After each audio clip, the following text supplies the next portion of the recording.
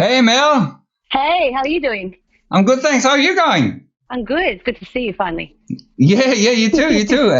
Thanks so much for coming on again. It's been an interesting couple of days.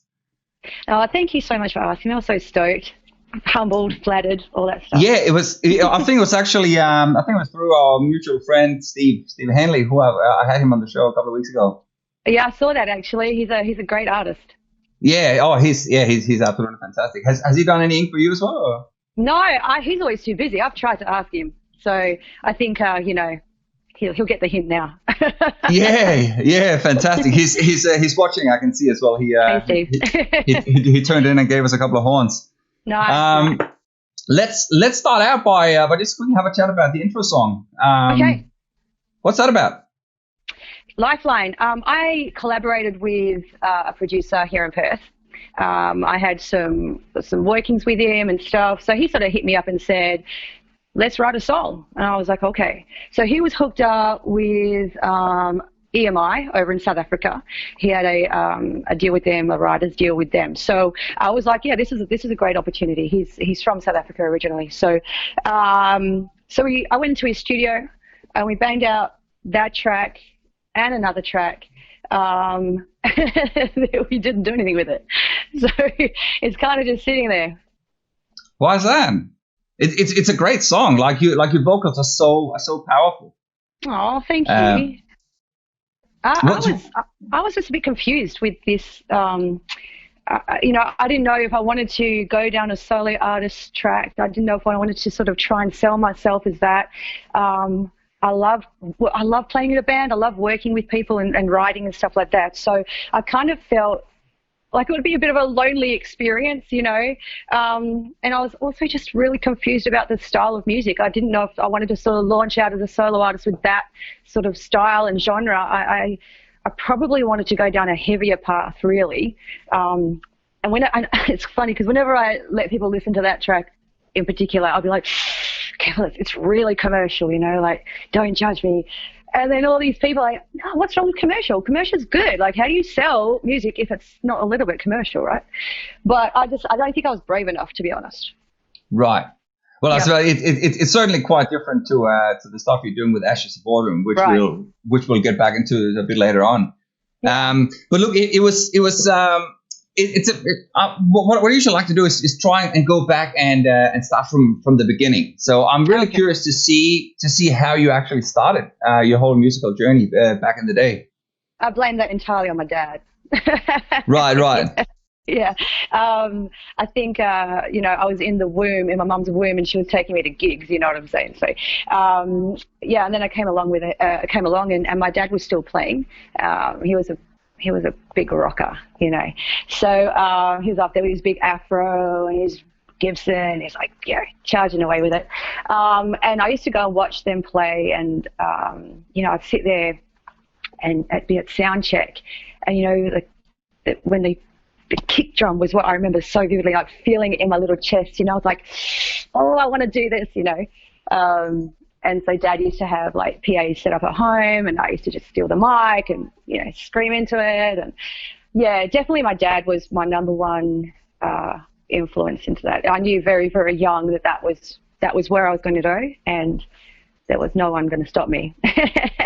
Awesome. What style of music was he into?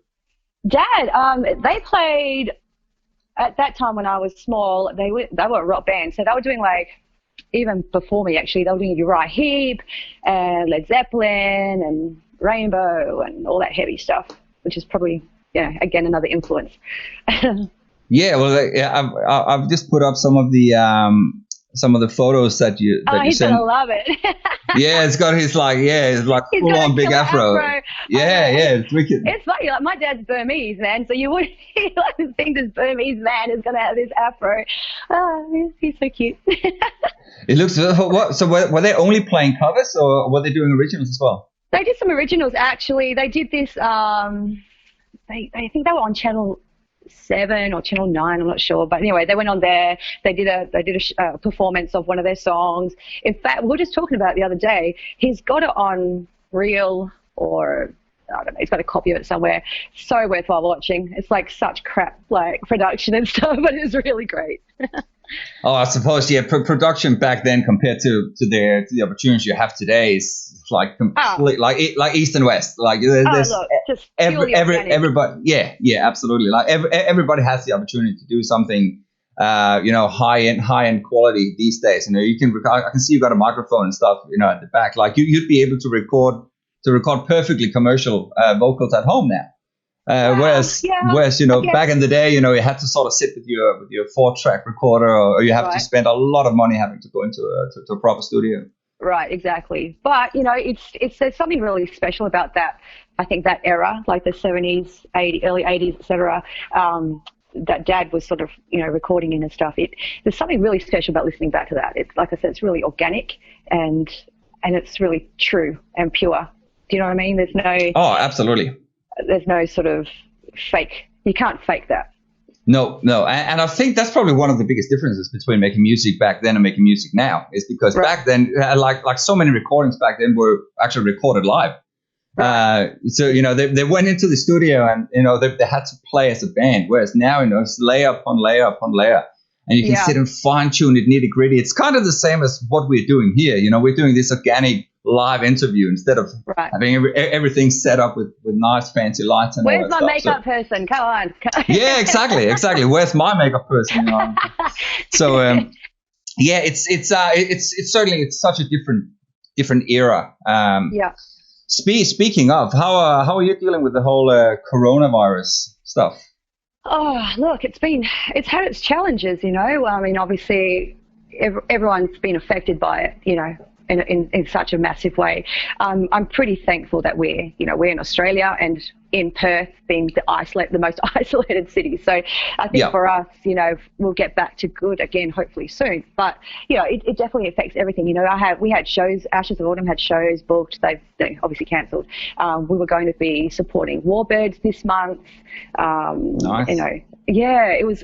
We were ticking along, and then all of a sudden it sort of just crashed down. So that was a good excuse just to focus on some writing,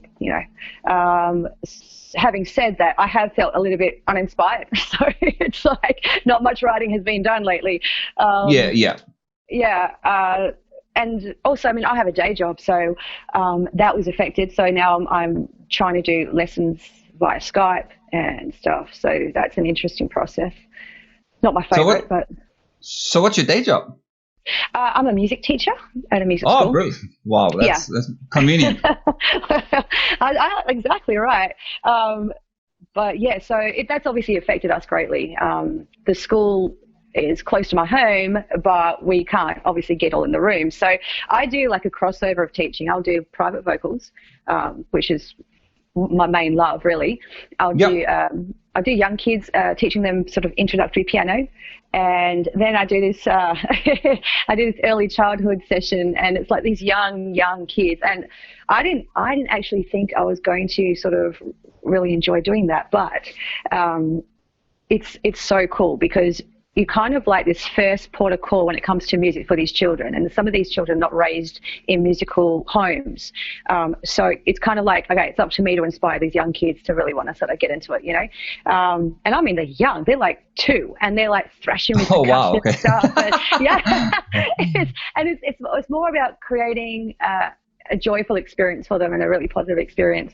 So I'm hoping like my passion will sort of like go on to them a bit, but I've taught these little I've had these little kids, and they've gone through, I've been doing this for like 6-7 years, and they've come up now, and I'm teaching them piano, and some of them are now doing vocal lessons and stuff. So I've seen them being really tiny to actually growing like a real passion for music and a real thirst for it and wanting more. So that's kind of like, that's where my interest in the job sort of lies, I think, is just seeing these kids grow with music. That's really cool to hear, because that has been one of the things that I've been struggling with myself, to try and teach my own children about music. So you can't do that. I can't teach my own. They don't want to learn from me. I was about to say that was actually going to be my next question. Like, how would you go teaching your kids about music? If they're interested, of course. Look, they both have an interest. I've got two boys, and they both have an interest. My oldest son is his interest is so different. He really likes history and old things. So what started as a small little interest is now he's taken over my music room, right? So this is to show you. I have a really big music room. I don't have my music room anymore. So he builds and rebuilds gramophones. So he's Oh, wow. Right. So he's done all his, research on these things. He's just really invested in that. So when we go record shopping, I'm in the metal section and he's buying these old, I think his oldest record's from 1913. He'll kill me if I get it wrong. But yeah, I think it's from there. And I think his oldest machine that he's got is from 1917.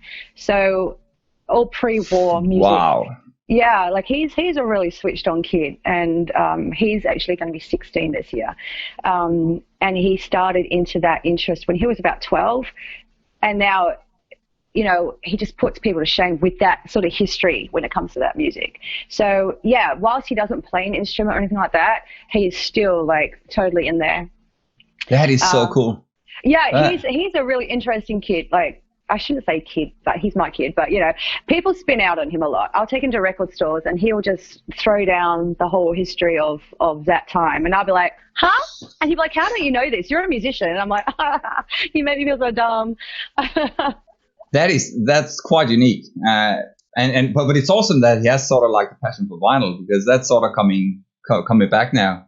Right. Well, he was diagnosed with Asperger's, high functioning autism, when he was 5. Right. Okay.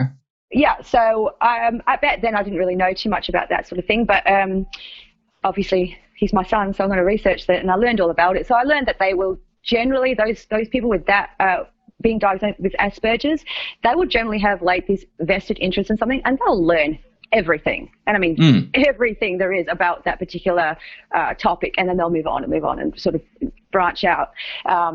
He has branched out. He started just listening to records, old records, Ray Charles was one of his favorites and stuff. And then he sort of moved past that into pre-war music. So, yeah, it's an interesting household sometimes, when he's in his music room, which, as I said, was mine, and then I'm in mine, and it's all these different types of music playing. It's like this schizophrenic music house. It's hilarious.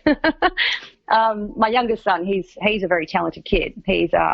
He's got a really good ear, and he just won't let me teach him. So when he was a little younger, I had my keyboard in my house, and he'd be like, yeah, get on there, just sort of play. I'll be like, hey, what are you playing? Whereas now he's just kind of listening to songs and he's playing by ear. So he's teaching himself chords and progressions and stuff, which is really cool. Fantastic. Yeah. Yeah, but he's just a bit shy. He didn't know what he wanted to learn. He wanted to learn guitar first, and then he sort of just he wanted to have a smash on the drums, and he's like piano. He just seems to have a really good ear for that. He's got a really nice voice, but he's just too shy to sing. Can't you teach him? With your voice and with your talent, wouldn't you be able to give him a couple of pointers, or he's not into that, or? I just don't. I think he just thinks I'm a bit uncool. I think he just doesn't. He just don't want to learn from me. He's like, oh, you don't know anything. I'm like, okay, I've only been doing this, for a long time. And by the way, it's my day job. So, yeah. But yeah, I suppose it's the same. When you have to learn from, it's probably a bit the connection is too close. You know what I mean? Oh, absolutely. And the your frustration. Mummy. Right, exactly. The frustration. I'm not going to get crabby with one of my students. I'll be like, come on, it's okay, it's good, it's fine. With my son, I'll be like, hey, I told you, do it this way. Do you know what I mean? For sure. Yeah. I've got 3 little boys myself, and having to sort of go through this period, where both me and my wife has been trying to. Let's be honest, my wife has been trying to homeschool them. It's been a huge challenge. So I definitely know where you're coming from, and the fact that you now have to try and be the teacher. You have to be the one sort of giving all the orders is can be a quite daunting task for sure. That's exactly right. And you know what, kids, I think as a parent we have a role in their lives. And we teach them so much on a daily basis that they don't actually know they're being taught. But if you're having to sit down and actually teach them, absolutely, yeah, no, it's not going to work. No, total crap. So what sort of just try and go back to the beginning again? What sort of influences? What sort of bands were you listening to? Sort of growing up, sort of defining you as sort of the path in music that you've chosen now? Because obviously the vast majority of what you're doing is rock. It's rhythmic music. It's real instruments, if you like. Right. So what were you listening to growing up? You mentioned your dad was playing some of the good old 70s rock, like Led Zeppelin. Yeah. Actually, ironically enough, wearing a Led Zeppelin shirt tonight. That was not agreed on. No. But so what else? What were you listening to growing up?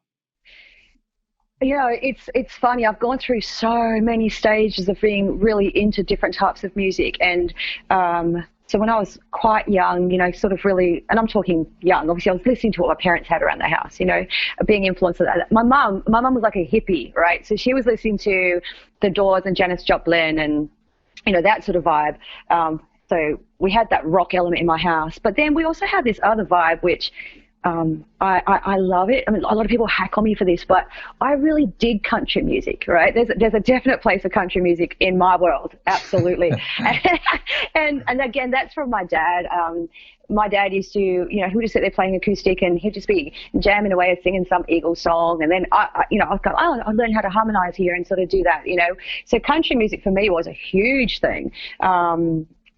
And I'm not talking like, give me a home, not that sort of stuff, but, lovely country music with nice big harmonies and big vibratos and all that sort of stuff. So country music, Motown for me was a huge thing as well growing up. And I'm sort of talking like teenage years. I just got such a vibe for that. I just felt that music was like, you could feel this energy. And because I wanted to be a singer, to me, that like their voices were just like outrageous for me, not just big loud voices, but these tender sweet voices and harmonies and all that stuff. So Motown was definitely a big thing. And then of course I hit my like teens, and then it was like, that's it, Guns N' Roses, Metallica. Like I went to Metallica when I was 13, so it was like that element. But my first real major influence vocally was John Farnham, and I just think that dude he could sing anything, any genre of music, and he would kill it in any genre of music, and I just wanted to sing like him. I wanted to be on that big stage. He was my first concert actually when I was 10 years old. Oh wow. Yeah, I know, right? But I just loved him so much, and I was like begging my dad, please take me, come on. So he was my first one. I was just besotted. I was crying. I was just overwhelmed. I was 10 years old, feeling like my whole life had just come unto its own. But it was John Farnham, right? So, but his voice, like in fact, Tom Jones rated him as the best singer in the whole world, right? So that's pretty big coming from that fella. Wow, I didn't know that. Yeah, man, he did. And he's just got this voice that is so powerful, but so real. And that's for me the biggest thing. Yeah. He's so loud. Like when you see him sing, like his microphone is like, yeah. I know, right? He's a freak, and you know what? He's gotten better and better and better with age. Not many people can do that, right? Yeah, it's funny you mention him, because he's one of the earliest childhood memories I have of music as well. I can't remember how old I was. Probably don't get me caught on this, but probably about 6 or 7 or something. But I remember back home. I'm from Denmark originally. I remember back home, his songs, You Were the Voice, Put the Pressure Down, and all that, were on the radio. And You Were the Voice, still to this day, I reckon is probably one of the best radio songs. Without a doubt. And it goes off when you like, if you're playing at the pub or something, or it comes on, like people go nuts, man. It's crazy. Yeah, he's definitely like one of our Australian icons, definitely. We love him. Not everyone will agree, but, definitely most of Australia will definitely love that guy. But I think, correct me if I'm wrong, I think you had a bit of a story about John Farnham as well. Yeah, it's for me, I had a flashback to being 10 years old. Like I felt my whole world had come into reason, So I was living in Sydney at the time.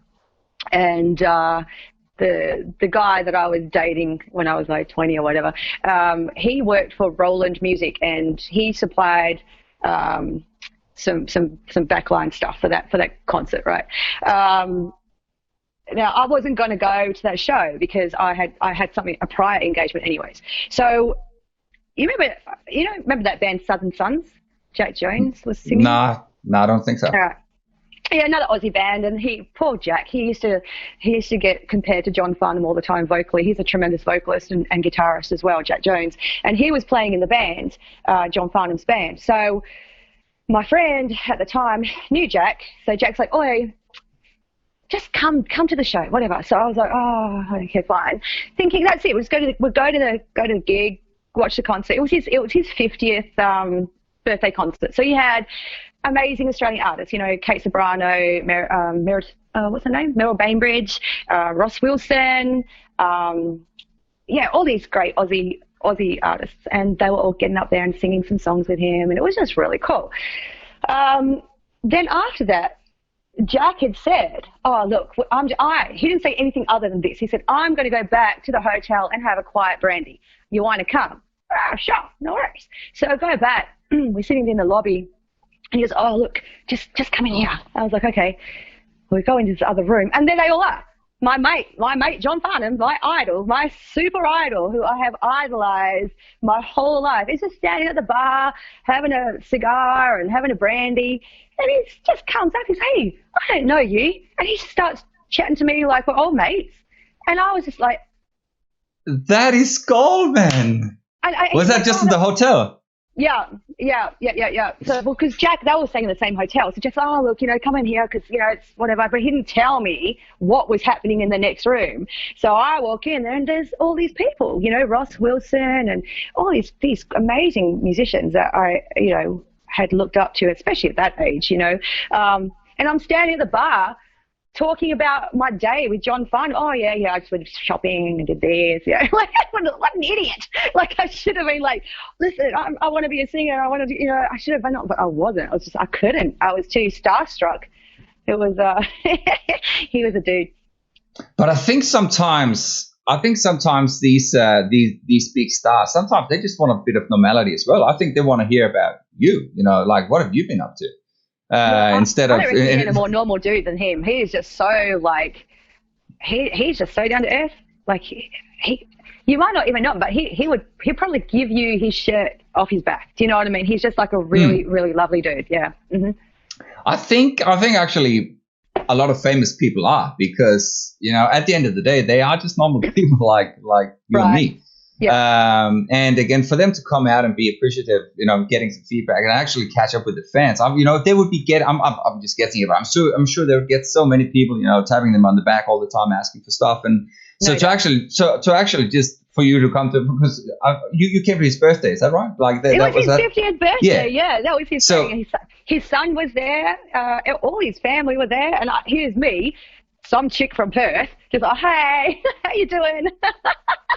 But that's again, like you're coming there on his turf, and his home ground. You like don't were you invited, or was it set up, or I wasn't invited. You just happened to come there. You know what? Sometimes you're just in the right place at the right time, and sometimes these things just happen, and that's just luck, I think. Yeah. Yeah. That looks awesome story there, and again, I'm really glad to hear that background story about the fact that he was like your childhood hero and stuff, because that sort of just makes it even better. That was the thing, yeah. Like, kind of like whoever your hero is, or your childhood hero, or whoever one of your biggest inspirations is, and then you get to stand there with them and be like, "Holy crap, man, this is, it's." I think like as a growing and a young musician back then, for me, it was like, wow, like he was real, I think, which is what made it good for me, because he wasn't just some superstar guy. He wasn't just this dude that we see performing on the radio or on concerts or whatever. He was just a dude. He was just a guy. He was a family guy. He's a dad. And I think for me, that's kind of really a little switch went off in my brain going, hang on, I'm just as real as that. So why can't I pursue this? Do you know what I mean? So that sort of meeting really had that effect on me.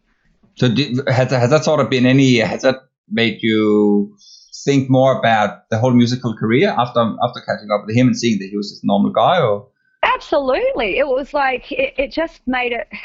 I mean, look, please, I am not comparing me with John Farnham on any level whatsoever. But what I'm saying is, it's just like, you can actually go or try and achieve your goals. So, you don't have to squash it down. Just be real about it. Be honest. Be as pure and true to yourself as you can be, and keep pushing hard for it. Yeah. I suppose that probably brings me over to another big story that I've been curious to hear about. Is how did you meet Sevendust? What's the story there? Okay, so back when we were talking about music and stuff, and my influences through life and the loves, like, I can't show you because I can't move the camera around, but there's Sevendust everywhere. I've got like Morgan Rose's sticks, I've got all their stuff here, and it's like, it's cool, but it's because I had this obsession, I think, for lack of a better word, with them. You go through life and you go through times and you latch onto a band, like whether it be Metallica or whatever, Dream Theater, whatever it might be, and there's something about their music that resonates so deep in your soul that it hurts, like it's just such a love for them. And so I had a mate that went over to America. This is years and years ago, and he was studying at the Guitar Institute. And he brought back like the first song, the song Black, So, and I was like, he put it on. He got home. He wanted us to go around, catch up, have a beer or whatever. And he goes, "Oh man, I got all this new music. This is so amazing," because we didn't know Sevendust back then. Not in Australia. We didn't have the luxury of YouTube back then. So the world was a much bigger place, right? So for him to bring back this music was really cool. So we're listening to all this stuff that we never heard before. And then Black came on, and that was it for me. I was like, what the hell is this? Like, where did this come from? And something happened in my spirit, man, that I was like far out. And then I just became obsessed. So my obsession went through my life, and like, man, their music has just done so much for me. And so I went to a show they had here. I saw them a couple of times, Soundwave and whatnot, Big Day Out. And, I was blown away, but it wasn't enough. I didn't want that huge experience. I didn't want that huge festival experience. I wanted to see them in their own show in their own right. And then they had a show in 2014 Capital in Perth. And so I was like, yeah, that's it. I'm going. VIPs all the way. I didn't know them then, so I mean, personally. So I'm sitting in a bar out next to Capital before the gig, and I'm sitting with a couple of my friends, and I'm just sitting there having my drink, and I just see, walking along the street, I see LJ, right, the Lejeune. So I was like, man, my friend said, I just evaporated. Poof, off she goes, and I just bolted out there. I was like, man, if you don't seize opportunities, then you're dumb. Just take it. So I went out there, and I was like, hey, LJ, I'm so sorry to bother you, man. I just wanted to, say thank you, man. This, that, the other. Now he's like, hey, look, that's wonderful. You come inside. Let's go and have a beer. I'm like, what? So now these people all wearing Sevendust shirts are all like up there and stuff. They see me walking with LJ to the back of the bar. He's got his little bodyguard guy there. And so we're sitting there having a beer. And I'm like spinning out. But again, he's so down to earth and just so cool. You could like to sit and talk to him for days, So we're sitting there having a yarn, and he's like, man, I'm really, really stoked you came to say hello. He's like, I can really feel like this energy with you. I told him a couple of the stories about why their music meant so much to me and helped me through certain difficult times of my life. And, when people say music saves, oh boy, it really does, because it did, literally. So I was telling him this story because I knew I was never going to get a chance to say these things to him again. And I didn't want to be that fangirl, I love you. I wanted to sort of have a connectivity, as much as I could in that 15, 20 minutes of drinking a beer as I could. So then he had to go and do his thing. He had to go do his meet and greets and stuff. And so I went in and I met the band because I had bought meet and greets. Met them. That was just like, man, so good. They were just amazing people. Then it's the gig time, you know. So I'm right on the on the barricade. My knees are bleeding. I'm getting bashed in the back. I'm loving it. It's fantastic. They're going through their set. Everything's amazing. And then they paused before they played Angel Sun, which they had written for a friend of theirs that had died years ago. It's an amazing song. Yeah. Right. And he paused and he said, in the middle of Capitol, you know, he had this encounter with this lady earlier. She told me some things about her life, and we want to dedicate this song to her brother. And of course, immediately, I'm actually getting teary thinking about it. Immediately, I was like, oh my God, can't believe it. So he's like, Mel, you know, we're going to do this one for you and Sean. And I was like, far out. Firstly, I couldn't believe that he would do that. Couldn't believe that he'd remember my name or my brother's. Do you know what I mean? So they're these real type of people. And then, then they were all giving me their sticks and their picks. And I was like, far out. The gig's ended. It's done. And I'm standing there just like blown away, you know. Wow. Over the course of the next couple of weeks, you know, Instagram, Facebook stuff, like I said, the world has gotten so much smaller with that, right? So, you know, I've always followed them on Facebook and Instagram and all their artist pages and stuff. So now I'm getting these things. Oh, Lejean's following you. John Connolly is following you. Morgan Rose is following you. John Connolly likes your post. John Connolly likes a post of you singing. John Connolly commented on a post that you're singing. I'm like, holy shit, man. Like, what the hell is happening right now? So I was just like going far out. This is crazy because you would never, I mean, they're a touring band. They meet so many people all of the time. Yep. I've seen it in my, you know, with my own eyes how it is for them, and it's just like, again, I don't know, luck.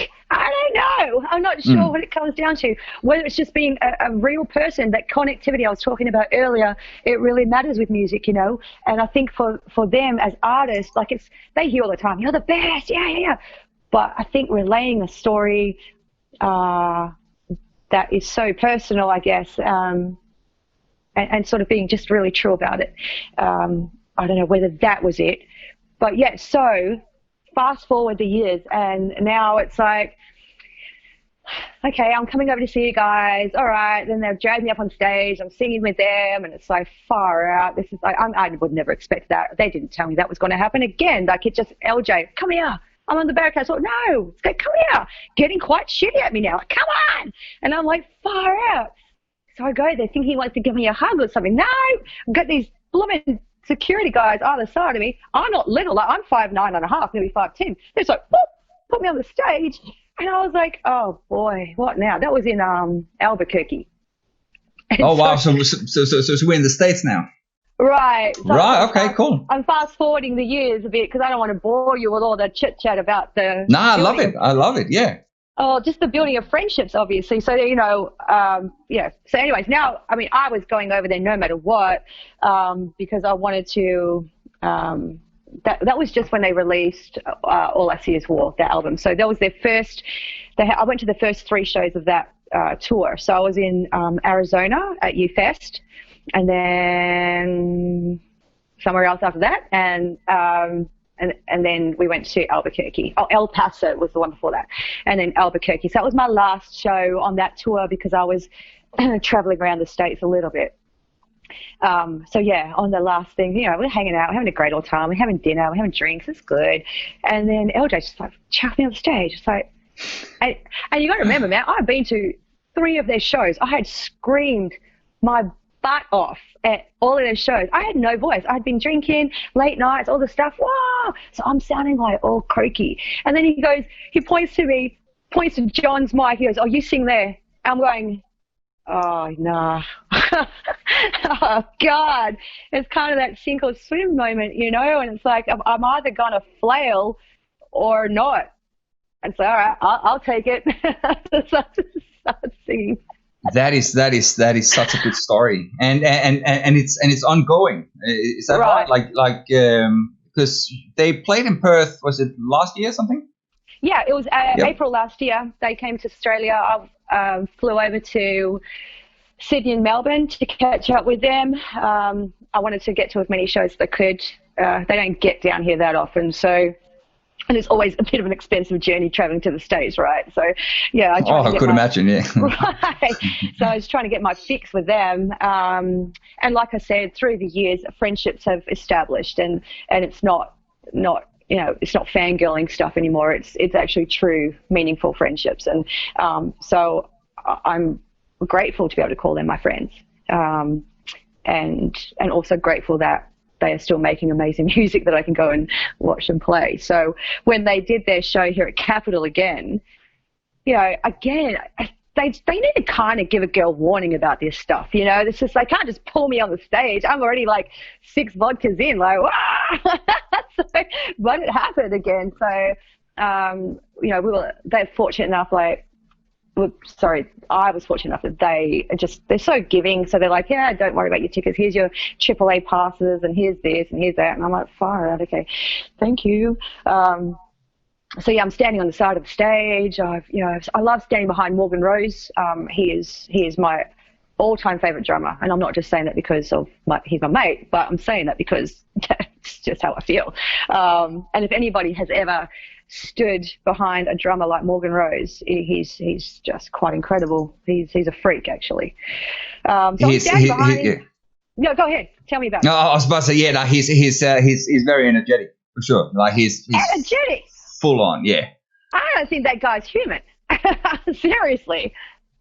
He's very cool. It's actually I don't know if you have some of the footage from some of the shows that are available on your musician page, but yeah, the some of the footage that you do have on your personal Facebook page from some of the shows are incredible. Yeah. Cool. Yeah, it is incredible, and I do. I pinch myself quite a lot. People are like, man, you're so lucky, and I'm like, I freaking know. I know how lucky I am. I really do. I absolutely know how lucky I am, and I don't take anything for granted. I just don't. But yeah, so I'm standing behind Morgan. He's playing away. He's throwing sticks left, right, and center. It's all happening. And then, I moved to the front, to the side of the stage. I want to watch the rest of the show.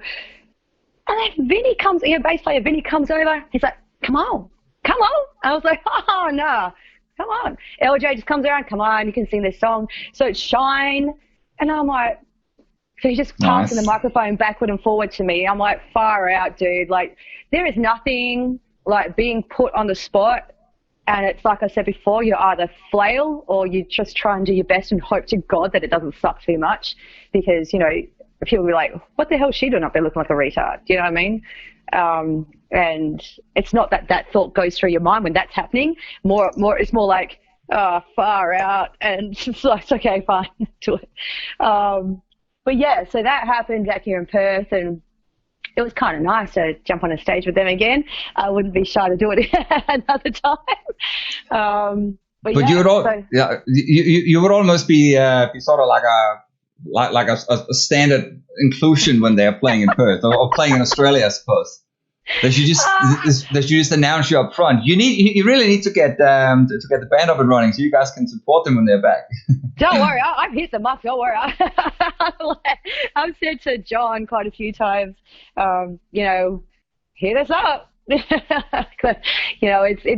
more than that because it has to go through their management, obviously. Of course, can't just bring their mates on tour and stuff. But I'm always going to advocate for my band. And they know that. They know, and they expect that, right? Of course. Right. Yeah. So what has that relationship? Has that sort of opened any doors for you? Yeah. Look, it kind of blows my head away a little bit. I'm really great friends with John Connolly. He is a tremendous person. Outside of music, he's a very honest, real, giving, down to earth guy. He doesn't mince his words. It is what it is, or it isn't. He's also he's just very admirable. You know, I look up to him in such a way, like what he's doing in his life outside of music right now is so incredible. I mean, the dude just turned 50 and he's Wow. been training to do these marathons and stuff, like Ironman marathons. It's 70.3 freaking things, right? So he's training so hard, and he's biking it and running and swimming, and that's been like his thing for the last year and a half, I guess. Competed in his first Ironman comp, did pretty damn well. Like there's hundreds, maybe thousands of people in these things. So, but you have to qualify to get in. So of a man of his age, given his time restraints as well in life, I think that's admirable. He actually wanted to climb Mount Everest for his 50th, but that didn't come to fruition. But it's all right. He was going to do a bloody marathon. But within music, yeah. Look, he's one of, and always has been one of my favorite songwriters. I can listen to the Sevendust stuff, and I know the ones that he's written. I know the one Clint's written. I know the one that they've collaborated with Morgan or whatever. He just has a special. He just has a special touch, man. Like everything he does, he just turns to gold. And it's like, how the hell do you do that? Give me some of that, So then I was sitting at home last year, was it last year or the year before? And he messaged me and he goes, I'm going to send you a couple of tracks. Have a listen to them. Just write something to them. See what you come up with. I like them. I don't know. I'm not really sure what to do with them. That's kind of where he was going. So I was like, what? Like, I had my phone. Go. Yeah, I had my phone. I was like, what? Like, I mean, friendship and this and talking about music, talking about life, talking about all these crazy ass things. You're going to send me a song? I mean, I had joked about it. For ages with him. Like, when are you going to write me a song? Because he was busy. They were busy writing that last album, and he's like, yeah, we'll get there. And then so he sent me these two tracks, one of which I've worked on and did a vocal to and sent it back, and he's like, yeah, man, this is solid, and but then he suggested this and just so I'm like, all right, okay, we're moving stuff around, but now it's just become like, it's not blowing my brain anymore because now we're just collaborating and we talk, right. It's just language of music, and that's what it became. It wasn't like freaking out. That time when I was sending him the first demo, I was pretty nervous about that. I was like, I don't know if I can actually send this to you because it's just so like, I just think it was below par. And again, that's that confidence in your own self and stuff, whatever. Anyway, so as it is, he liked it. So it's sitting there. He wants me to redo the vocals for it properly, like go into a studio and do it, not just in my bedroom. I've got a great mic, but he wants it done in the studio. And then we'll see what happens with that. That's such a cool story. So when is this? Is this recent, or how long ago is this? Yeah, so he sent me a couple of tracks last year. Well, he's to be honest, he has probably sent me about 3 or 4 that he sort of said, here, you do something with it. He sends me lots of demo ideas and stuff, and I get a bit of a preview to some stuff, which is always nice. And I'm sitting there critiquing this stuff thinking, Jesus Christ, who the hell do I think I am? Like going back to John Colley and saying, oh, bro, like, subpar. The serious weren't hitting the mark with me on that one, man. Like, so like I said, he's actually sent me one. I'm sort of still sitting here, and I haven't done anything with it because it feels quite special, and I just want to have the right inspiration for that one. But the one that he's got over there now that he wants me to redo the vocals on, we'll see where that one goes and what we're going to do with that. Excellent. So this is something that we're potentially going to hear at some stage? Or I would like to cross my fingers on that so hard. Yeah. But now you have that connection. Like, would you be able to sort of get the service to swing the other way? Like, would he be able to maybe collab on some of your songs? Would that be an opportunity? Oh, look, I've written heaps of things. Like he'll ask me, like, what are you doing? What are you working on right now? And I'll be like, oh, well, here's this idea, and just send him something really raw, like just record it on my phone or whatever, just playing my piano so long. He'd be like, yeah, man, you got to keep going with that. That's really good. Or like he's never said anything bad about anything. He's just not that sort of guy. He more people should be like this, actually. He appreciates the fact that it's come from a special place in you, and Yep. who is he or who's anyone to say that it isn't good? Because you've created this thing, and it's a part of you, it's part of your soul. And just because some people don't connect with it, or some people don't like it, or for whatever reason, it doesn't mean that it's not good. You know? No. Right. So he's also very careful with that stuff. Yep. But believe me, if you want, he won't mince words. Like if he wants a different vocal, if he thinks of a different vocal, or says, that line's really cheesy, man, maybe think about changing that. Or, why do you keep going to the root note? Try and do a different note. Like, you're keeping safe all the time. Try push outside your boundaries a bit more. So critiquing, but really constructively. That is, wow. It's a pretty unique mentor to have, or role model to have. Dude, I know. I know. I try not to talk about it too much with people, because I don't want them to think that I'm, I don't know, dropping names or big nosing. No. Or, do you know what I mean? Yeah. No, it makes me feel a little bit uncomfortable, actually. So I try to just keep that side of my little life to myself. But now here I am telling you, and who knows else.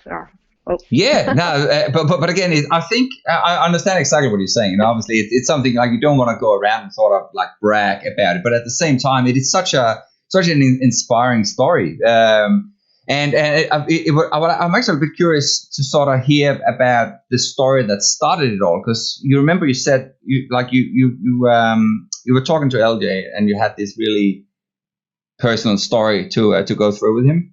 Yeah. Which do you mind sharing some of that? No, I can talk about it, absolutely. Like I said, it's a really personal story. So a lot of only my close friends, my family, know the real situation with this. So my brother, who was like he's my soulmate. People find that funny when I say that, or maybe a bit weird or a bit challenging to their understanding of soulmate, because a soulmate doesn't necessarily have to be somebody you're in a relationship with, or it's just our souls were just the best friends. And thank goodness our parents gave us such great gift to have each other. And so I was pretty much his shadow through our lives. When I was a small girl growing up, he was just my everything. I looked up to him. I'd be scared of the dark. I'd go in there. He was just everything to me. Best friend, protector. And he lived with me and my children. Life is tough. So we share the rocky roads together. We pay bills together. We do these things. He helps raise my children with me. He's influential on them. That was how our life was. And I felt that we were living our best life. And then he died, and I couldn't save him. And I think I carry that guilt with me a lot. I tried very, very hard the day I found him, and that guilt, that when the ambulance came and they said, I was trying to do CPR on him. And they said they had a slight heartbeat, but he just didn't live. And that was hard. That was really tough, because he took his life. So I had to bear that. Wow.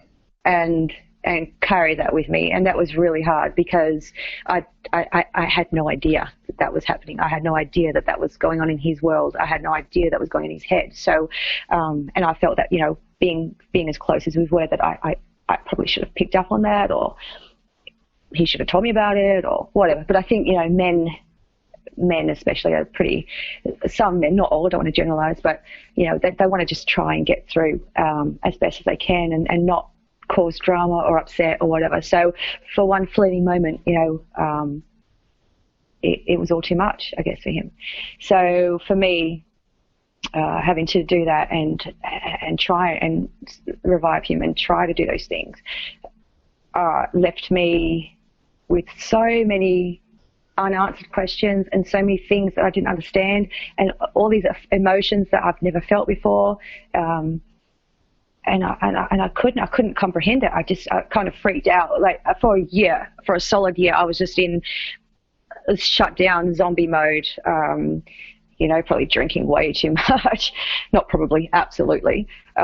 Just to try to get through and stop these flashbacks and stop the nightmares and stuff. So Wow. For me, that was. There's nothing else that could happen in my life that could ever be like that.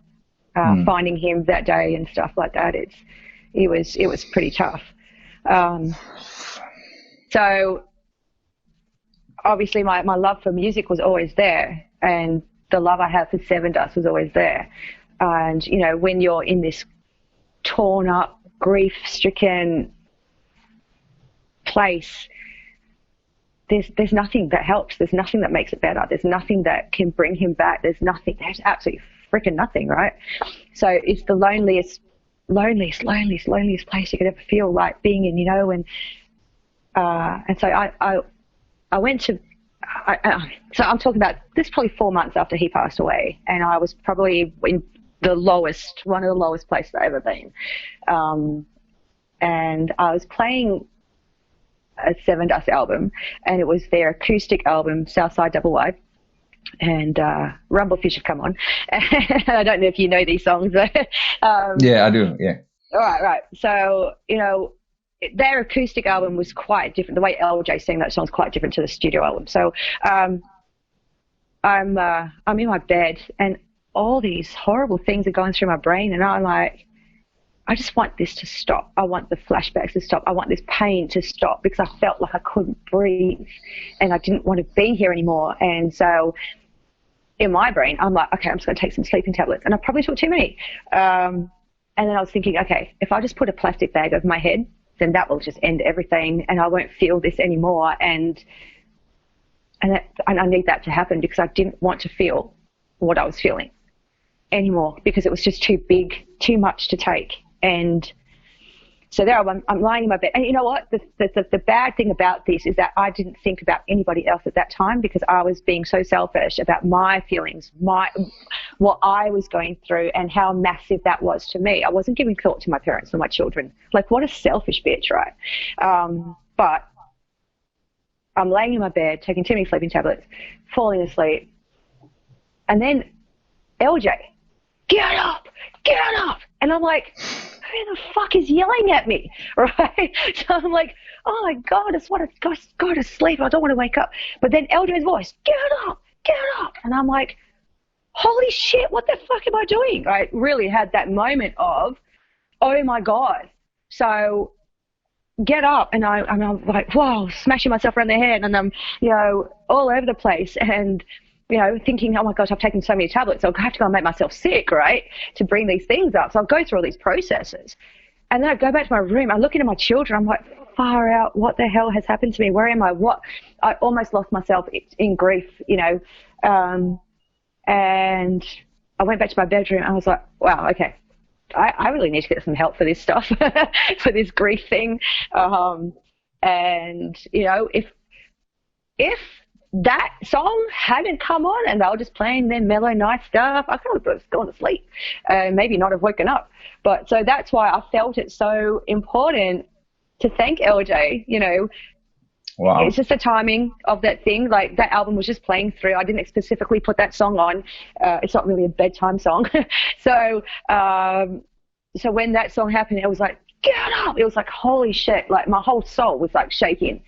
And I told LJ this song, this story, and I guess he and the guys were touched by that, because it's real.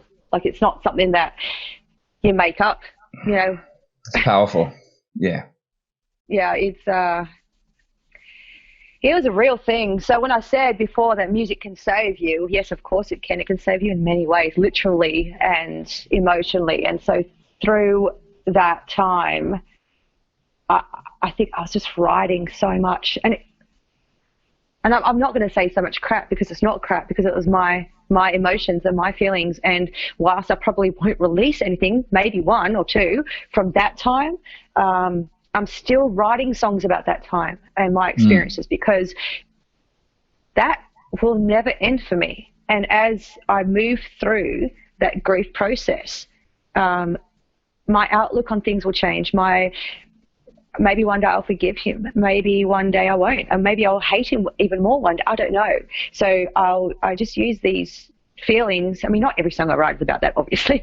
But if I do delve back into that and allow myself to go into that space and write about it, every single song is different.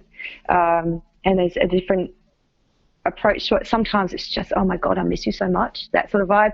Other songs, it's actual real anger and hurt, and then other songs it's reflective. So yeah, I don't know what to say about it. It's just that was just a part of my life that will continue to feed some songwriting. I just don't see how that's not going to change. Wow, that is extremely powerful. Yeah. Thanks so much for sharing that, by the way. That's obviously a very personal story. Yeah, it tied in with the Sevendust meeting, though, see, so I had to share it. Again, you can totally understand why that would have made a huge impression on them and on me, as I'm sitting here with goosebumps. Like it's such a I can't even fathom how it would be to go through a process like that. It's something you wouldn't wish on your worst enemy. No, it isn't. And that's why, like, I'm always advocating for mental health, and it's becoming so it's not so taboo anymore. My brother was extraordinary and just a wonderful human, and at that time felt really, really bad enough to want to leave this place. So I would hope that if anyone's watching this and whatever, we share it, that they get something out of this, because I think I said at my last gig I did with Ashes, I've written a song pertaining to this with Ashes, and it's kind of like, if there's anyone here right now that is feeling like they just want to check out, just, come and talk to me after the gig. Like, go and talk to your mate. Ring somebody right now. Don't just sit here and watch this song. I actually watch it because I want you to feel it. But, just don't sit on those feelings, man, because you actually don't have to. And sometimes, more often than not, it's just a moment, and moments pass. Yeah, it's like seasons. Seasons all change, So whatever you're going through, just remember, if it's really tough, it's just a season. And I have to keep on telling myself that too, I mean, life is hard sometimes for everyone. And I was like, it's okay, it's just a season, it'll pass. It's all right. Yeah. Yeah. Wow, I'm speechless. It's very inspiring story. Yeah. And again, like, it's so positive that you've sort of taken it on as almost like an ambassador, to sort of go out and promote the fact that, again, there's help. You know what I mean? Absolutely. And you know what? Honestly, I wear my heart on my sleeve. I can't be anything other than, I don't want to be anything other than transparent. Like, I think my writing is a very honest type of writing. I try not to use, it's not that I try not to, I don't use many metaphors. I don't use too many stories and stuff. I kind of write with honest intent, because that's what works for me, and that's what I listen to when I listen to music, like that real honesty that hits you. So I kind of write like that. It's just a natural thing. And so I'm hoping that it will translate to people stories, the stories that I have had, or my experiences, or witnessing experiences, that I want that to sort of be the point. Otherwise, what is the point? What's the point of writing it? And that's again, the beauty of music is, it becomes almost like, especially in your case, it's almost like therapy. Like, you get rid of your emotions in sort of like in a non-aggressive way. Like, you get to put your feelings into your art. Right. So, but in regards to writing songs, like, have you got a specific process in mind? But when you write songs, or like, do the ideas just land on your lap, or do you think about stuff, or does do you get a riff from the guitar from Sevendust? How does it work? Sometimes. It depends on who I'm writing with. If I'm sitting at home on my own and I'm at my keyboard or I'm playing my guitar, I will generally write. There'll generally be a chord structure for a melody, and then I'll generally write that. I can't just go bah, bah, bah, bah, and come up with a melody. My brain doesn't work that way. And some people will write like poetry and lyrics out first. I'm like, I have to get the feel, the feel of the chords, the melody, like will sit on top of the chords. Is it minor? Is it major? Is it heartbreaking? Is it sad? Is it this? Is that? How are you playing it? So I have to get that vibe, and then it will just come from that, I think. So that's just for me personally at home, and then I'll build on that. So I've got riffs and piano parts that I've written, and they're just ideas still, and I'll go back and revisit them, and I'm like, far out, where's that going to go? And then all of a sudden, boop, and you go, all right, there you go, and you just go from there. Sometimes I just have to leave it sitting to fester for a while, and then come back to it. So I've got all these little parts. Sometimes though, like I've written whole songs in half an hour, and I'm like, how the hell did that happen? How did that all just come together? How did that work? How can I just be thankful for that. That's good. I've put that over there and now it's done. Do you know what I mean? Yeah, for sure. Go on. No, I was about to say, but so are you one of sort of like the main songwriters when it comes to Ashes, or of the previous bands that you've been in, or is it more like the solo stuff? Like, for instance, like the first song that we heard? Yeah, I think there's like 3 areas that I'll write in. I'll write my own at home. If I come up with something, I'll take it to Ashes. It's either yeah or nah. Or we're all writers in the band. We will all collaborate on stuff, which I love. Matt, our lead guitarist, he just sits at home. He'll just write stuff, and he'll drop it in Dropbox. We'll listen to it. Something will grab my ear. Something will grab my drummer's ear. Something grab, you know what I mean? So then we'll get into the jam room, and it'll be like, oh, okay, I've done this on this, I've done that on that, I've done that on that. And I'm like, I've got this vocal, and then we'll kind of go, okay, cool, and then we'll start brainstorming in the room off those ideas. Sometimes we meet a brick wall, we'll just come back to it. Sometimes it just flows.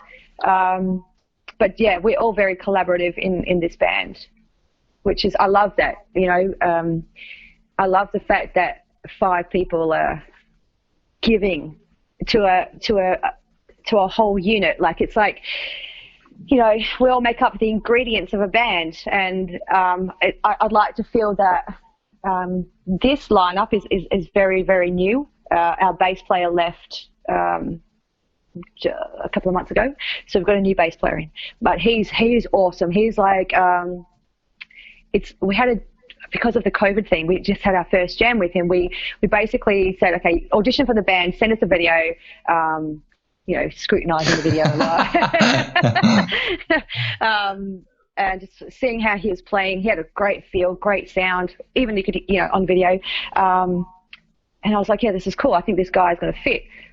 Hopefully, let's hope he's not a tool, So he's not. He's a great dude. We get in the jam he's approved. room. Yeah. No, he's solid.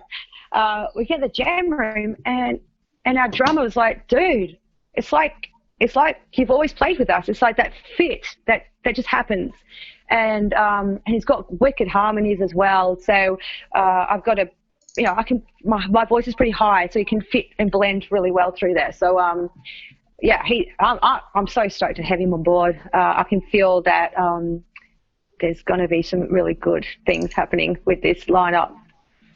Awesome. But so when did you guys form as a band? So when did Autumn of Ashes start? Okay, Ashes of Autumn, sorry.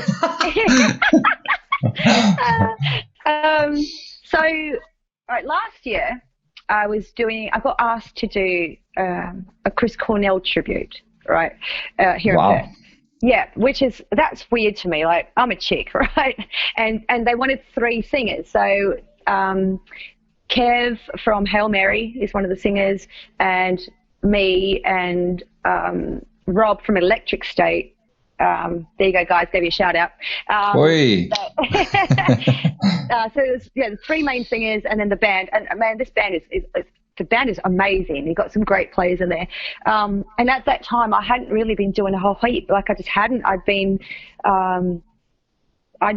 like a bedroom singer-songwriter. Like, I just sat in my room writing and not performing and really not doing a whole lot at all. I was at that crossroads of not knowing what to do and how to do it, hence that song and, the first one that we opened up with. And I was just, the scales weren't balancing for me, and I think I just needed to be sort of catapulted into something, not make a decision for it. Otherwise, I would never make the decision because I procrastinate too much. I'm an idiot. So I was asked to sing in this Chris Cornell thing, and Chris Cornell's one of my idols as well. So I was Devo when he passed away. And I turned up to this first jam with these two monster singers. I don't know if you know those bands, but those guys, like, I was shaking. I was shaking literally in the room, like so nervous. And the musicians that were playing in that band were of a different caliber to me. They're just amazing people. So I was just like, I felt completely out of my depth, and especially seeing Chris Cornell stuff. So I was like, oh my God, they're going to throw me out of this jam room in a minute. Like, I'm going to suck so bad. Like, this got to be bad. But it was good. It was good because we did some shows. We did the first show with the three singers, and then Rob got real busy with his band, so he had to sort of pull out of doing this show.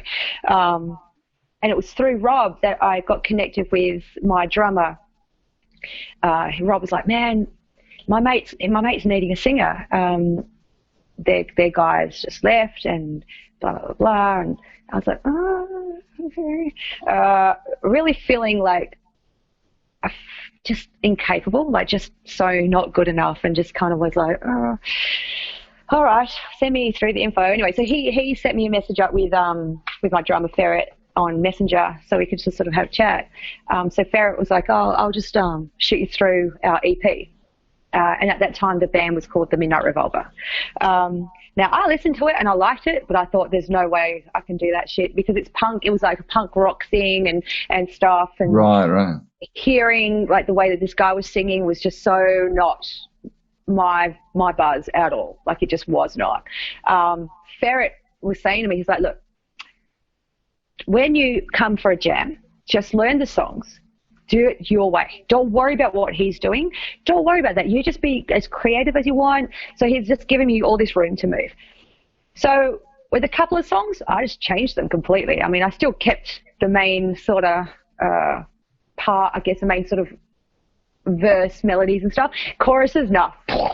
Take them up a whole octave, change all the things. And so I went into the room and jamming out, and they're like, what has she done? What has she done to the songs? But I guess they didn't mind it because they were like, yeah, okay, let's do this. And I was like, okay, that's good. And it felt good with them too. Like, we had a nice gel personally as well. So for me, that was a year ago that we kind of went through that process. We seem to have a problem with bass players leaving. So we've had two. And oh, wow. Third. Yeah. But that's, I think it just takes time to find your gel. It takes time to find what works for dynamic and personalities and, and people want to be the best version of themselves, right? So if they don't find that in this band, then go and do you. Go and, there's no hard feelings. That's fine. And I think that's what it's about, isn't it? Absolutely. Like it's you trying to express, your art form, and it has to feel right. It has to feel right. You've sent through a couple of really cool photos from some of your live gigs. How is it playing live? And obviously at the moment you can't play. So how much are you looking forward to playing live again? Oh my God, don't even talk to me about it. Like, I can't wait. Like, it's been challenging, especially because that's like I love all elements of it. You know, I love being in the studio. I do. I love songwriting. Yeah, I do. But there's something really freaking special about being on that stage in that moment. And I think I kind of made the analogy once before that it's like I've never done it. I've never jumped out of a plane, but this is kind of how I feel it is. It's kind of like you're getting there, right? And you're tuning up, you're doing your thing, and then the lights come on and you're pulling the cord. Now your parachute's open and you're either going to land nicely or you're going to land like a piece of shit. So it's like for us, that's kind of how I'm feeling, like the adrenaline's going, and I'm hoping that I remember everything. I'm hoping that my voice is on point. I'm hoping that the band is locked in. Sometimes if, you know how it is, you're a drummer, right? So you know how it is. If you're not locked in for whatever reason on that night, it may not be your best gig, right? So for me, it's kind of terrifying. I get super anxious before shows, before gigs, like so bad. Like I don't want anybody to talk to me. I want to drive to the gig. I just want to sit there, chew my gum, drive. Don't talk to me. I don't want the radio on. I just want to get there, do my thing. And I get super nervous, and it's never changed. It's always been this way. But then you get on there and it's like, here we go. And it's good. And you get supercharged and you look at everybody, you're hearing what's going on. Sometimes I feel like everything's kind of happening in slow motion, like I'm looking around. It's like I think remembering things in my brain. But then all of a sudden it's like, and now you catapult back to this thing. And it's like, this is the best feeling ever, man. Like, yeah, for me, the live shows it's that live energy that feeds my soul, I reckon. Yeah, it's a very unique experience, right. and it's probably also something that is so difficult to explain to someone who's not a musician, because right. I don't think you have that experience in the same way. And there's also and so vulnerable. You're so vulnerable. Yep. It's like, not that I've ever done this either. I've never walked into a room naked, and I'm not about to start, but I'm just saying I feel like that on stage. I feel like I put my day self over here, and now this is stripped back to the bare bones me. There's no acting. I'm not one of those people. I'm not one of those women that will get on stage and sort of behave in a way. I'm actually just very, very real, pretty raw, I think. Could probably use some fine tweaking, refining. But, yeah, it's definitely, I think, where I bear my soul the most. As cliche as that sounds. But yeah. it's also again, as we've been talking about in the last couple of days, like music as an art form is such a personal thing, because again, it's almost like a mirror image of you, especially given some of the stuff that you've been going through, but also like stuff in general in life that you go through, as a mother, as a parent, as a daughter. Like life events that has a huge impact on you. Absolutely. Like music becomes that way for you to sort of express that. And that again is oh, hang on, what was it? Sorry, I just lost. You lost your train of thought. Yeah. It'll come back. Don't worry. Yeah. But anyway, we're talking about earlier as well about some of the other fun stories that you said you had. There's something you mentioned about South Africa. Yeah, jeez. All right, so I'll recap with my dad on this one, because my dad, after he sort of stopped playing and stuff, he moved into band management, tours, and stuff like that. So that's a whole other subject again. That I can sit here and talk about an hour and a half about that, but I won't. Yeah, so Dad had this, he had this band that came over to Australia from South Africa. He sponsored them, and he saw that they had done some really cool things over in South Africa. So, and they wanted to have an experience, right? So through his business at that time, he brought them out. And that was cool. Like, got to meet them. That was fine, whatever. Then they say to me, do you want to come back to South Africa with us? I'm like, okay. Like, sure, why not? So they had a singer. They had a female singer. and they wanted another singer in their band. They wanted to use a dual female fronted sort of band, which I thought was quite cool. She was a Zulu lady, beautiful. Oh, wow. Yeah. Beautiful, big voice, lower bottom end. So they want somebody with a higher end, which I was going to sort of do there. And yeah, so I was like, shit, why not? Cool, let's go. At that time, I was working in a clothing shop. Like, see you later. I'm going. Of course, yeah, adventures. What sort of question? Do you want to come back? Sure. Like, is that even a thing? So off I go, get my visa, head off there. It was not until I kind of pulled in, like on the plane, and it's on the tarmac. I was like,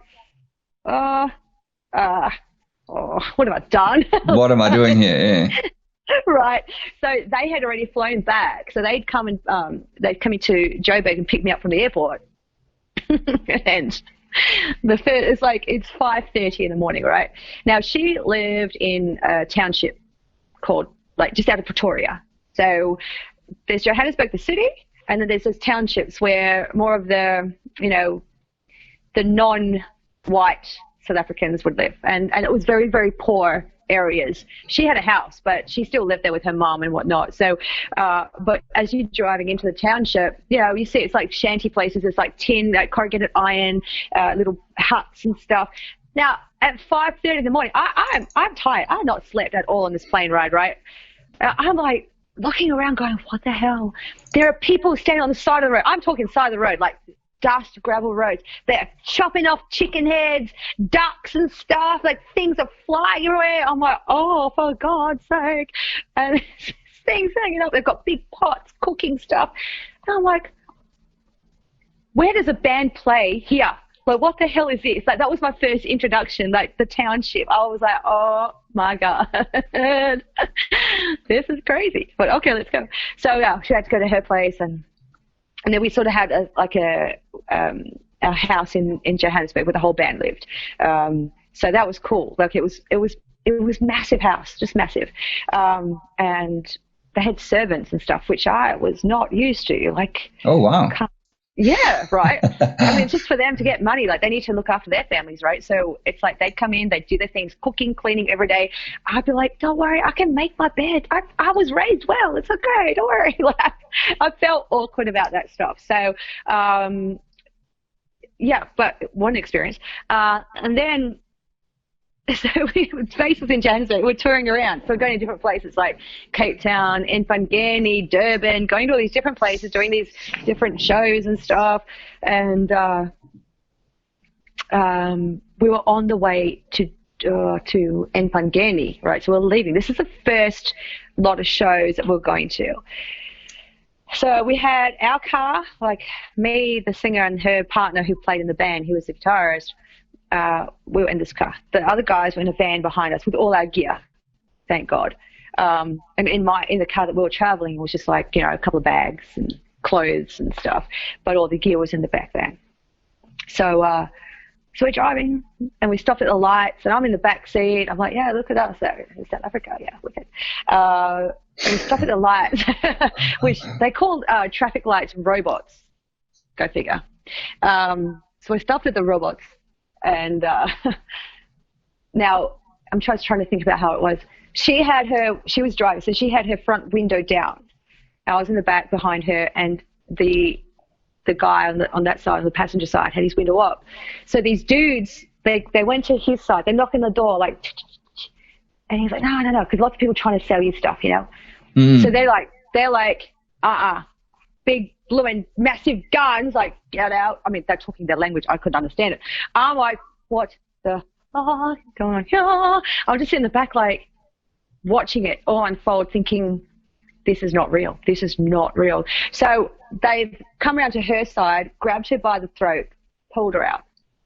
And now there's machetes, and there's these, I'm not up with the gun terminology. I don't know, big, massive assault rifles. I don't know. So there's these massive guns, and they're just pointing, and I'm still sitting in the car. I'm shocked. I'm frozen. I'm like, and they're like, get out, Melanie, get out. I'm like, okay. So I get out of the car, and they're pointing all these guns at us. There was like 4 of them, 2 on either side. And meanwhile, let's just not forget the traffic around us, just kind of driving by like nothing's happening. Here's just 3 innocent people, my band behind me in their van, and all these cars are just driving by. And I was like, yeah, get on with your life. Don't worry about us over here, just like going to get shot up right now. And so I'm standing there, and they get in the car, and they drive off. And that was it. I was like, what the fuck happened? With all the gear? No, the van had all the gear. Oh. The car just had our clothes. So all you're going to find in my thing is like my stage clothes, my G-strings and smelly socks. I don't know why he wanted my clothes, but anyway, it was funny.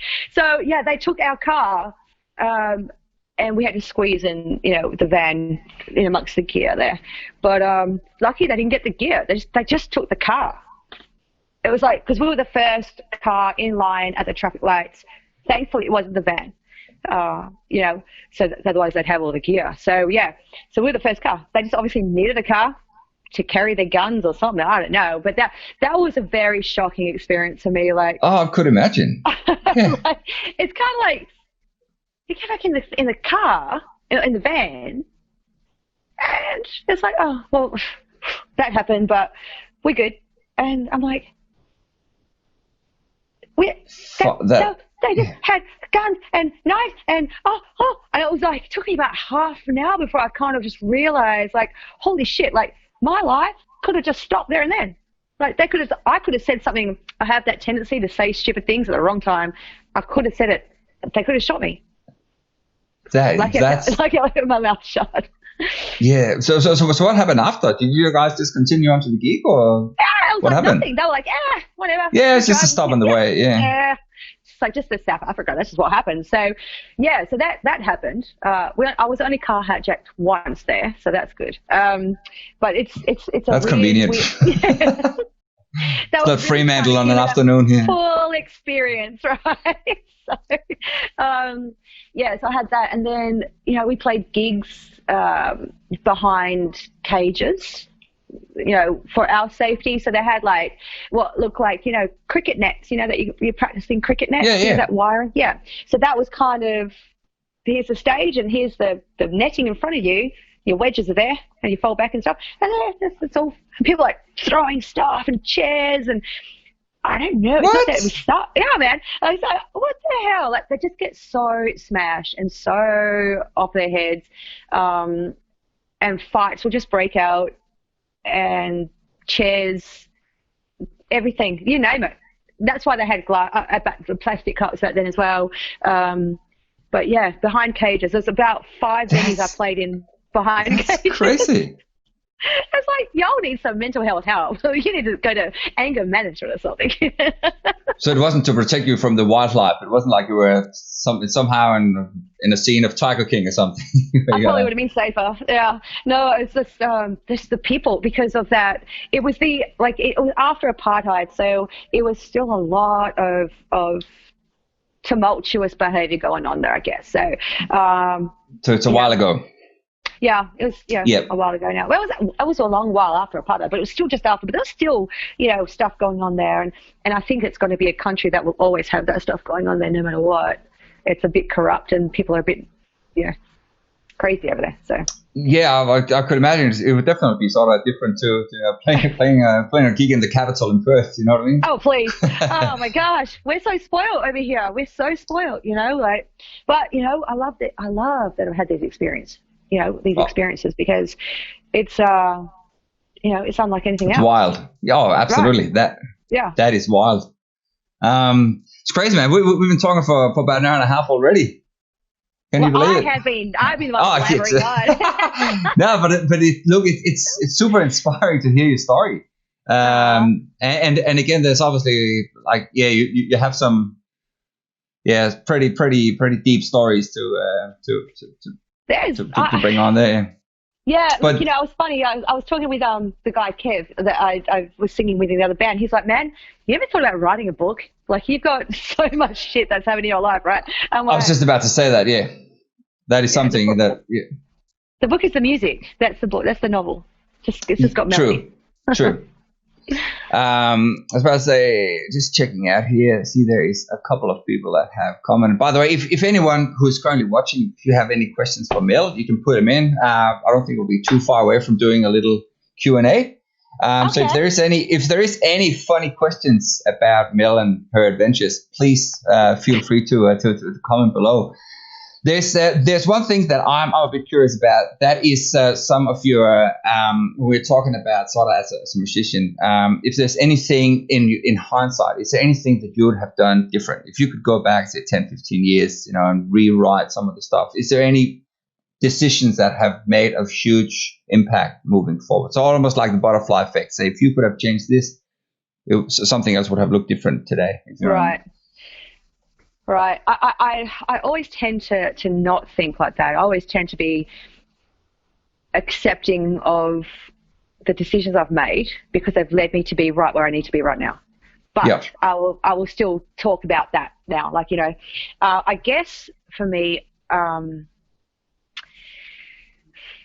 I think to have the courage to do things. I think that was it. Like, I never felt courageous enough. I didn't feel good enough. I didn't feel worthy isn't the right word. That sounds a bit pissy, but I meant like I actually never believed in myself enough to think that I could do these things. In fact, I was saying to John the other day, John Connolly, I was saying, God, like if I had as much talent as I do passion, then none of this would be a problem. Like I'd be like, woo, because my passion has, my passion for music and playing and writing and singing and all that stuff has always been the biggest element, I think, to my life. I'm not talking about family and stuff. I'm talking about my own personal desires and wants. Some people want this, some people want that. I just want to do music, So I think for me, the biggest regret that I have through my processes and experiences and stuff has been doubting myself, and I hate that. I hate that I live with doubt. I think it's doubt will kill you. It's toxic, and I'm not saying like, oh, have an ego and be the I'm not. It's not about having an ego. It's about taking risks. I think taking a risk is very important, because if you don't, then you never ever know. So I definitely think that was probably my biggest regrets and stuff. That you didn't take risks earlier, is that right? Yeah, absolutely. Yeah. Well, look, that's something I can resonate with 100%. Like, for instance, like I've been wanting to get back into music for probably the last 5 or 6 years, and I suppose one of the good things about the whole coronavirus is that it spawned this, which to me is a little hobby project, but at the same time something I really enjoy doing. Like if I hadn't done this, I would never have met you. I would never have met. I would never have gotten some of the stories that I've gotten from some of the other people that I've spoken with. And that's again something, like I said, I'm still super nervous. I'm nervous now. I was nervous every time, for me to go on stage. That's me walking in here, locking in, calling you up, and connecting everything here. And yeah, I 100% what you're saying. Every day, I think to myself, nah, you're not good enough at this. And then I think about myself, I've done it for 2 weeks, I've done it for 3 weeks.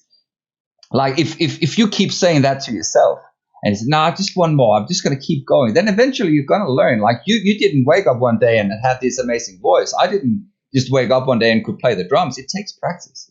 Right.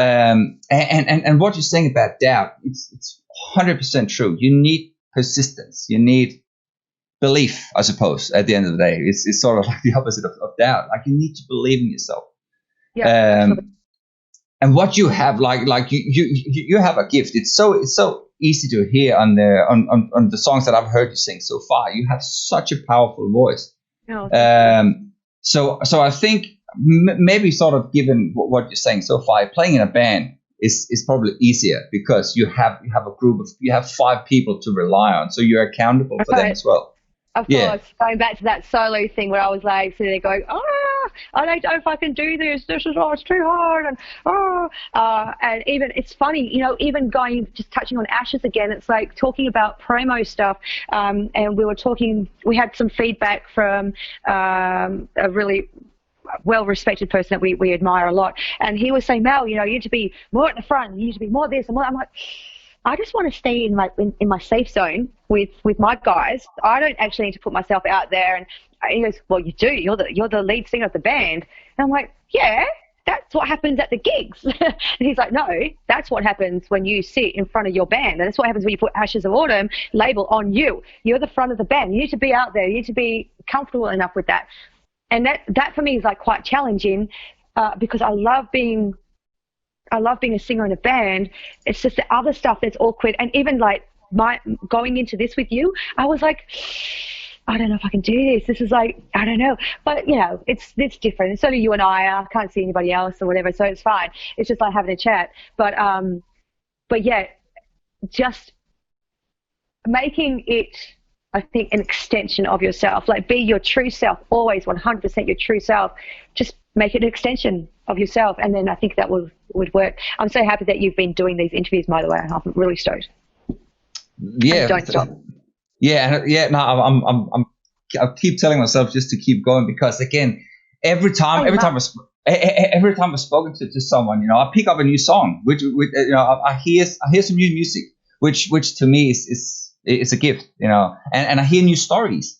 And at the end of the day, it opens up doors, you get to talk to people that have, like for instance, you have an amazing voice, who knows, like maybe you and I can do some music together one day, you know what I mean? Or, I reckon, I think it's a good thing.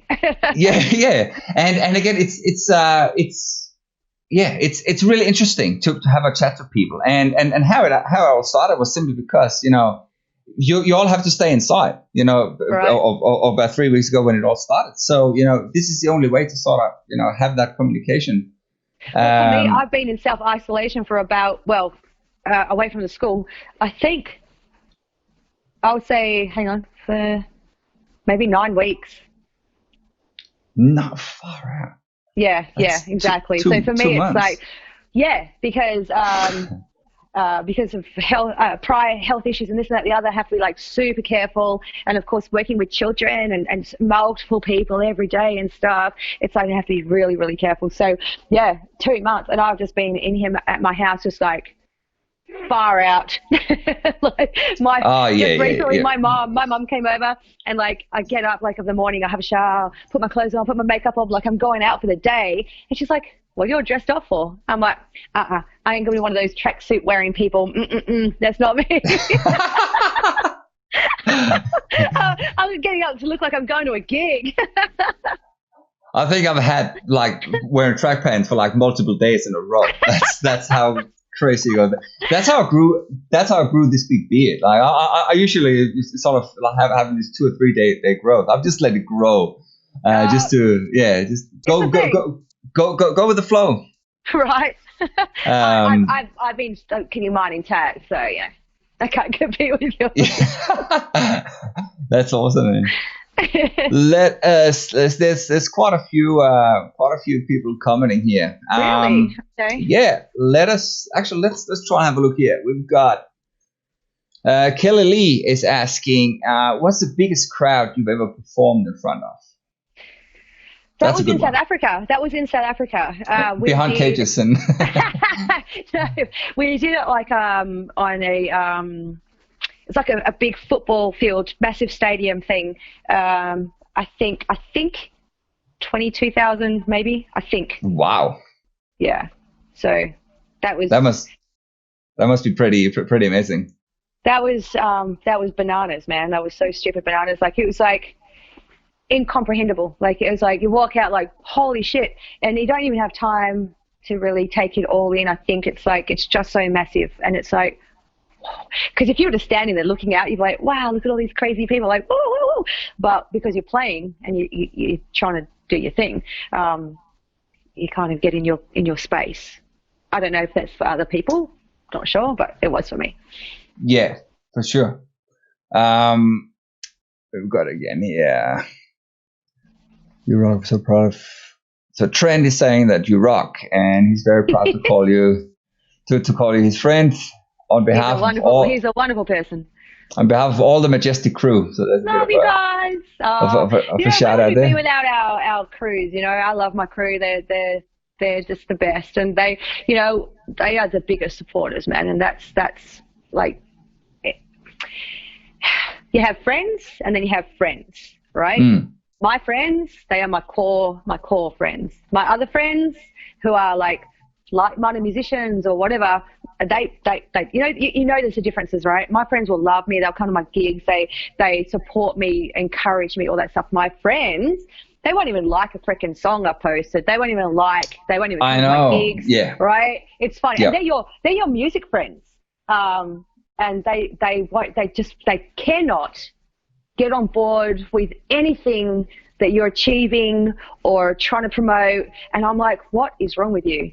I will support all my mates, whether if they're close friends or just acquaintance friends, because I think the world needs that. And I mean, we're all in this sort of music industry. Why can't you support your peers? I don't know. I find that odd. I know, and again, it's and another thing that's odd about the whole music industry is like you have people that just love certain songs so much, but yet I find these days everybody just takes music for granted.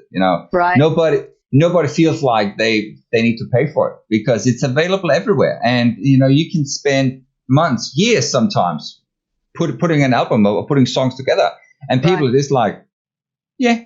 That's all right, and move on. Or like you said yourself as well, when you play it to your close friends, they probably don't give it the same attention as the guy next door or someone on the live stream or someone another musician, because they understand the journey and they don't have the same connection to you.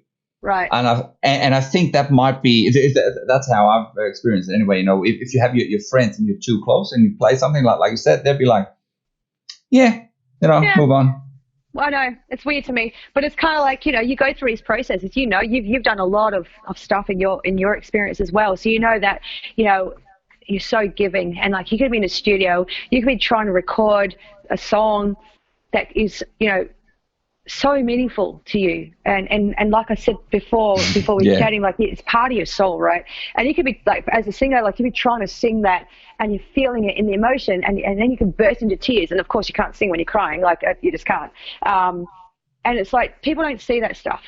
They don't see that. They don't see the experiences. They don't see where it's come from. They don't see when you're writing it and how hard it is, and how heartbreaking it is to write certain things. And they just, like you said, download that. Don't worry about them. Yep. All right. Thanks. I listened to the first 30 seconds. It wasn't for me. It wasn't my style. Then, okay, heartbreaking. Yeah. Spend a year creating this. Look, it happens, and like I touched on before, like if you don't like it, that's fine. That's perfectly fine. But like John was saying, it's nothing bad. Like you can't say somebody's music is shit, because it's theirs, and that's their creative part, like in life. If you don't like it, that's fine.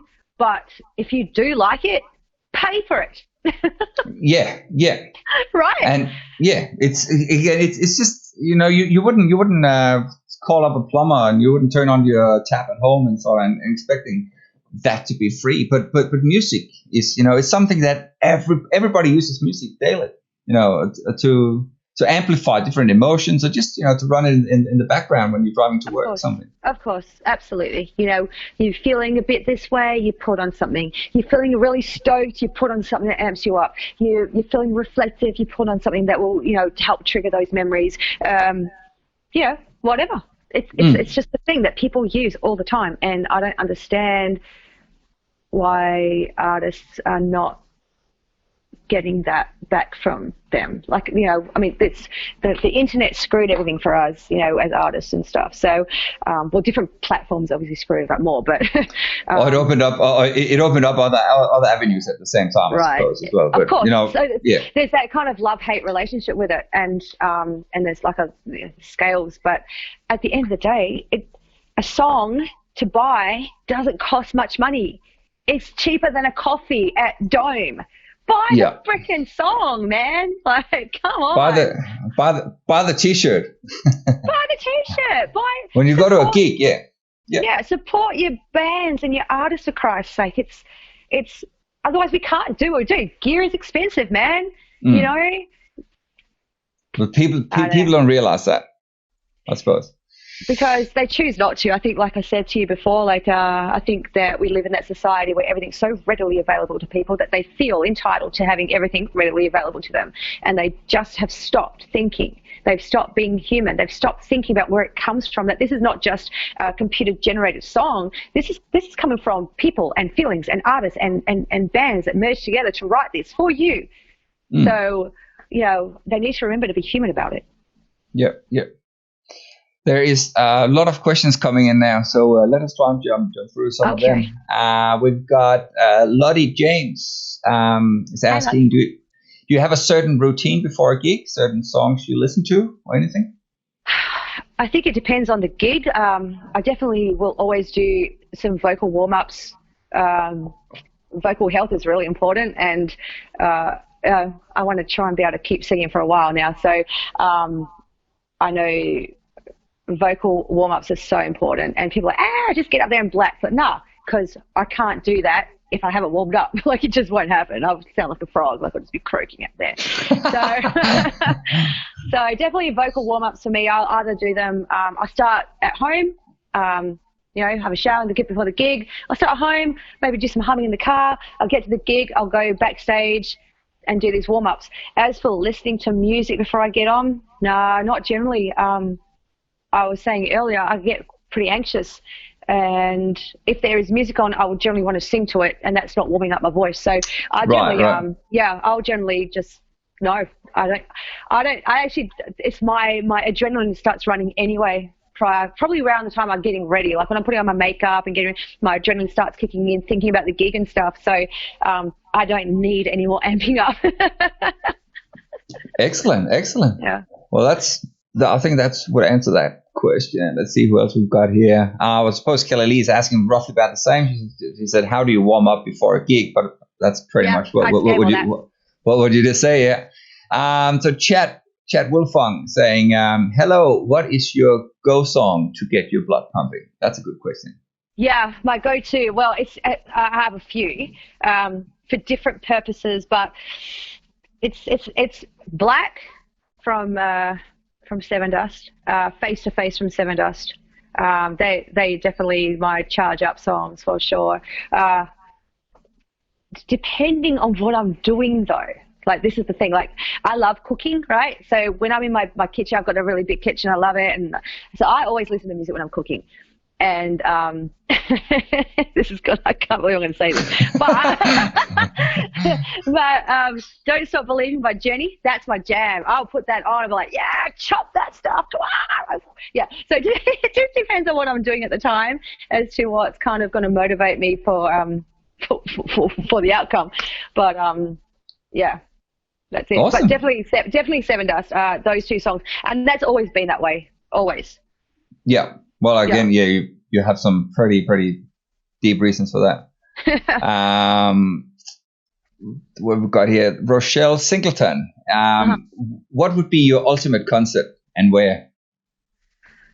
Well, far out. What, one to see or one on my own? Like, I'm going to take this. Your biggest dream. If your biggest dream came true, where would that be? Like if Ashes were to play a huge gig somewhere, like have you got like this perfect venue? Yeah, it's not in Australia. I could imagine like playing Wembley or something. Right. Oh, look, when I was in New York, Madison Square Gardens were across the road from where I was staying, and they had Billy Joel playing there that night. I didn't go because I'd only been in New York for 3 days. I didn't know that it was going on. But that venue looks pretty damn good, eh? I wouldn't mind having a bit of a sing in that venue. Yeah, some huge shows in there. Holy crap, like so big, so massive. Just it's on a scale that I can't even sort of fathom. You know? It is, yeah, it's kind of one of those bucket list venues, I suppose. Please. Oh, man, I wouldn't mind just going playing at the Whiskey over there, you know? Like, get me in that joint. I'm happy. That, again, has so much history. Right. in that venue there, and especially even the House of Blues in Orlando. I'd love to jam in that place. Yeah. Well, the thing is about the States. There's so many venues. There's so many cool places, that had all the legendary bands, all the bands that you grow up listening to playing there. So yeah. Well, maybe I should start to sign up for like a US tour in a couple of years when all this coronavirus is over. You can start contributing to that fund. Yeah. Well, we've got to put up a fundraiser. Absolutely. Go find Ashes. Yeah, that's it. We have to get the whole band back. We can do a little fundraiser or something. Right. And we have to take you on the road with us so you could document and capture all of the things. Do live streaming from all the gigs. Absolutely. Trent Gunyon is asking, I hope I've said that last name correct, is asking, is there an Ashes of Autumn EP or album coming? We were actually going to be in the studio before this corona rubbish started. So we did our single, and then we were going to get back in straight away. We've got these songs, man, and all we want to do is record them and get them out. So yes, as soon as we can, we're going to get back in that studio and get another single out. We've talked about it, and I think sometimes songs get lost on EPs, I think sometimes. So we want to hit singles for a while and kind of go, yeah, this is us. Because people will listen to an EP and they'll be like, and then they'll just go to the one song that they like on it, Yeah. And sometimes people are less inclined, like we were talking about that purchasing thing before, people are less inclined to grab an EP. They're more inclined to spend $1.70 on a song, So, yeah, I think for us right now, right, that's how cheap it is to buy a song. It's bullshit. $1.39. Go and do it. It's not going to break your bank. So I think for us, singles at the minute, video clips, these sorts of things that will promote us and capture attention, as opposed to putting songs that we love on an EP that people just bypass. So, we want it to be focused. Yeah, well, it was actually one of the other questions here is Jordan Pavlovsky was asking me when there's going to be a music video out. Hi, Jordan. He's my hair man. He does my dreads. He's amazing. Awesome. Yeah. Hey, Jordan. Yeah. Thank you for making my hair lovely. What was the question again? In regards to the music video, is that in the cards? Is that something? Yes, yeah, definitely. As you know, all this stuff is pretty expensive. So we want to, I'm glad we didn't do a video with the last bass player, because otherwise we'd have to do another one with a new one. So it's another cost. Do you know what I mean? So promos and stuff, videos, recordings, all very expensive, which is why we need people to buy our music so we can get this stuff out. But yes, we are definitely looking down that. We're definitely, that was on our sort of projection for the 3 months that all this coronavirus stuff has happened. We're going to do another single, do another video, and then do that release. But obviously everything got paused. So we're super anxious to get that done. But now it's kind of like, because everyone hasn't been working for 10 weeks, so it's kind of like, oh, okay, let's just regroup and get this. Yeah. So, but yes, definitely on the cards, and definitely very soon. Awesome. I think we'll grab a last question here. That is from Kim Redmond. I suppose that is going to be a rhetoric question here. What's your favorite song? Kim, why would you do this to me?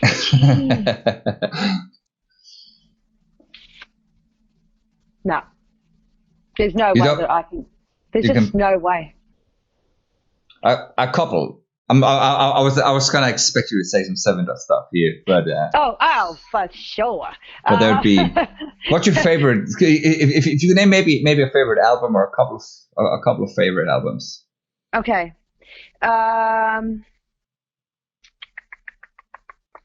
You mentioned Black, obviously by Sevendust. But I'm like, I'm just trying to think of that album.